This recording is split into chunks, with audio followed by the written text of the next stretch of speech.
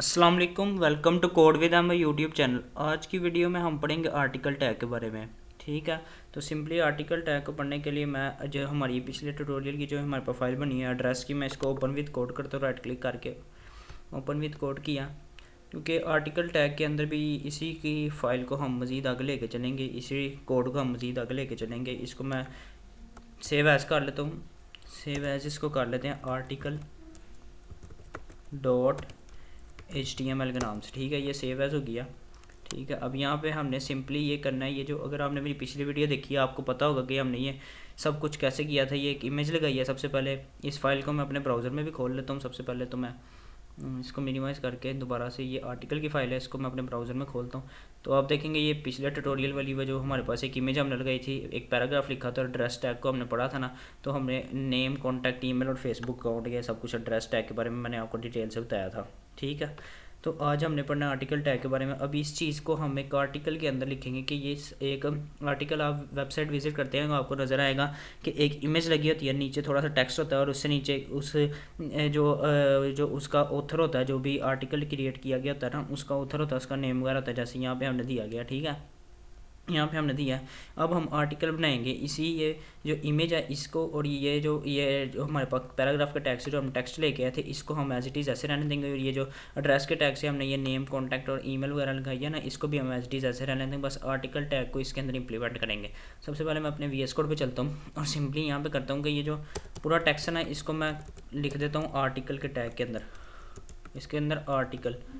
ठीक है, आर्टिकल के टैग के अंदर लिख दिया। अब यहाँ से इसकी जो क्लोजिंग है ना, ये जो सारा ये जो हमारे पास ये A to Z ये जो टेक्स्ट है, इसको मैं करता हूँ सिलेक्ट। सिलेक्ट करने के बाद मैं इसको इमेज तक यहाँ से उठा के Ctrl+X करता हूँ और ये इसके आर्टिकल टैग के अंदर सिंपली इसको पेस्ट करते हैं। तो आप देख सकते हैं ये अब इसको जब मैं सेव करने के बाद दोबारा अपने ब्राउज़र में जाके जब इसका प्रीव्यू लूँगा ना, तो आप ये देखें फ़र्क कोई नहीं पड़ा, वैसे ही है। लेकिन अब जब हम इसके राइट क्लिक करके इंस्पेक्ट इसका चेक करते हैं यहाँ से जाके, आप यहाँ से देखेंगे ये आर्टिकल के टैग के अंदर आ गया। ठीक है, अगर हम अपनी पिछली फाइल में देखें ना, तो ये आर्टिकल का टैग इंस्पेक्ट में नहीं है, मैं वो भी आपको दिखा देता हूँ। ठीक है, ये एड्रेस की फ़ाइल को अगर हम ओपन करते हैं, जब मैं इसका इंस्पेक्ट चेक करता हूँ राइट क्लिक करके, अब यहाँ पे देखें ये बॉडी आ रही है मेन। ठीक है ना, बॉडी के अंदर ये इमेज वगैरह, ये एड्रेस का टैग आया, लेकिन यहाँ पे कुछ और मामला है। यहाँ पे आर्टिकल का टैग आ गया हुआ है। ठीक है, आप ये देख सकते हैं। पहले वाली फाइल को क्लोज़ करते हैं और ये इंस्पेक्ट को भी क्लोज़ करते हैं। अब ये आपको ये एक आर्टिकल तो जनरेट हो गया, लेकिन आपको ये आर्टिकल की शेप कोई चेंजिंग नहीं लग रही। इसके ऊपर हम CSS अप्लाई करके ना, CSS कैस्केडिंग स्टाइल शीट, इसके ऊपर CSS अप्लाई करके इसको हम इसको हम थोड़ी सी स्टाइलिंग करते हैं। इसके ऊपर मैं अपनी कोड में जाता हूँ। बस अगर आप ये जो आपके लिए ये एक नई चीज़ होगी, ठीक है, आपने डरना नहीं है। इसको हम CSS को भी आगे अपने ट्यूटोरियल में पढ़ेंगे। सिंपली बस मैं इसको ये लगा देता हूँ। ठीक है, CSS अप्लाई करते हैं। सबसे पहले तो हम ये, आपने इससे घबराना नहीं है, ये मैं आपको भी समझाता हूँ। पहले मैं अप्लाई कर लूँ। ठीक है,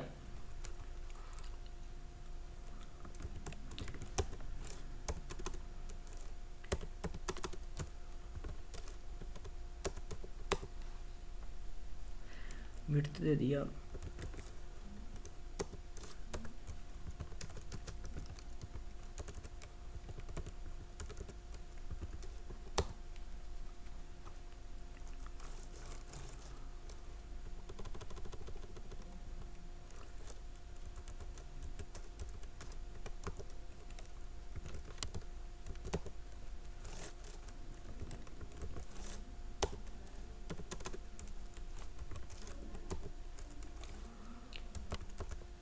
ये देखिए, मैंने ये भी थोड़ी सी CSS अप्लाई की है। इसको दोबारा सेव करके अपने हम ब्राउज़र में जाके जब इसको प्रीव्यू लेते हैं, तो आपको थोड़ी चेंजिंग नज़र आई है। ठीक है, ये एक आर्टिकल के तौर पे ये बन चुका है। थोड़ा सा मैं इसको जूम करके अगर आपको दिखाऊं, तो ये देख सकते हैं एक बॉर्डर अप्लाई है, उसके अंदर एक इमेज है, ये एक पैराग्राफ लिखा गया, ये उसके बाद ऑथर का एड्रेस वगैरह। ठीक है, एड्रेस के टैग को हमने पिछले ट्यूटोरियल में डिटेल से पढ़ा था। ठीक है, अब जो ये यहाँ पर एक हेडिंग भी हम दे देते हैं।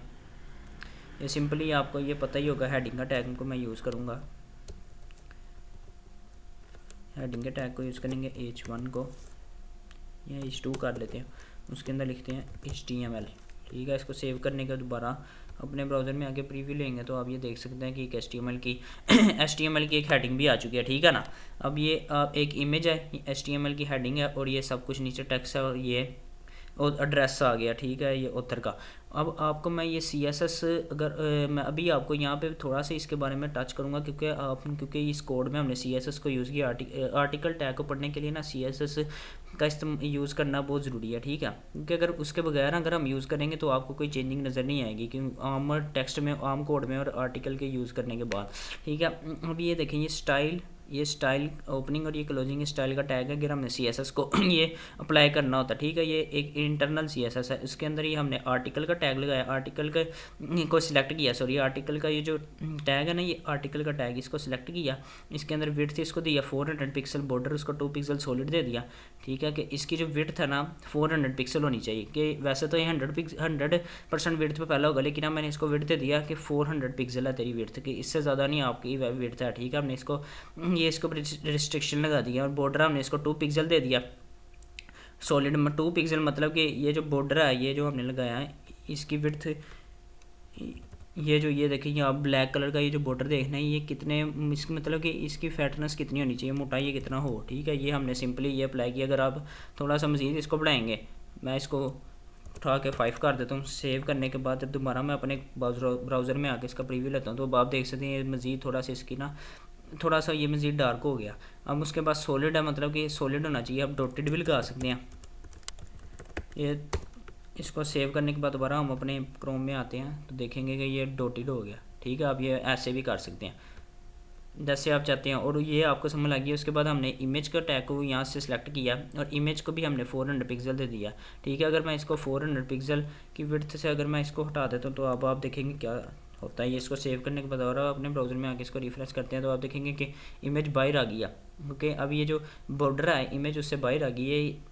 ये रिस्पॉन्सिव नहीं लग रहा है, बहुत अजीब सा लग रहा है। इसको हमने इमेज के साइज़ को इसलिए छोटा किया ताकि ये थोड़ा सा रिस्पॉन्सिव रहे, मतलब कि थोड़ा सा ये अच्छा हमें दिखाई दे, बॉर्डर के अंदर ही रहे। अब जो आर्टिकल के जो टैग है उसके अंदर ही रहे, जितनी उसको विड्थ प्रोवाइड की गई है, इमेज को भी हमने उतनी प्रोवाइड कर दी है, ठीक है। ये अब दोबारा अपने बस बाकी जो यहाँ पे स्टाइल का टैग की क्लोजिंग खत्म हुई है। उसके बाद हेड है, बॉडी है, आर्टिकल का टैग सिंपली हमने ये जो पूरा टेक्स्ट है ना, ये अगर आपने एड्रेस का टैग भी पढ़ा है ना, तो मैं वैसे इसका लिंक दे दूँगा डिस्क्रिप्शन में अपने पिछले ट्यूटोरियल का, ठीक है। एड्रेस के टैग के अंदर मैंने ये आपको बताया था ये सब कुछ ड्रेस को। बाकी अगर आपने मेरे साथ शुरू से जुड़े हैं तो आपको इमेज का भी पता है, हाइडिंग का भी पता है, पैराग्राफ का भी पता है, कैसे हमने पैराग्राफ जनरेट किया। ये BR का टैग क्या होता है, ये BR के टैग्स के क्या मुराद है, ये भी आपको पता है। ब्रेक लाइन करने के लिए पैराग्राफ की क्लोजिंग है, एड्रेस के अंदर ये सब कुछ हमने दिया, और ये आर्टिकल का टैग क्लोज कर दिया, और बॉडी का टैग भी मेन क्लोज हो गया, ठीक है। आज के ट्यूटोरियल में इतना ही है, मिलते हैं नेक्स्ट, तब तक के लिए अल्लाह हाफिज़।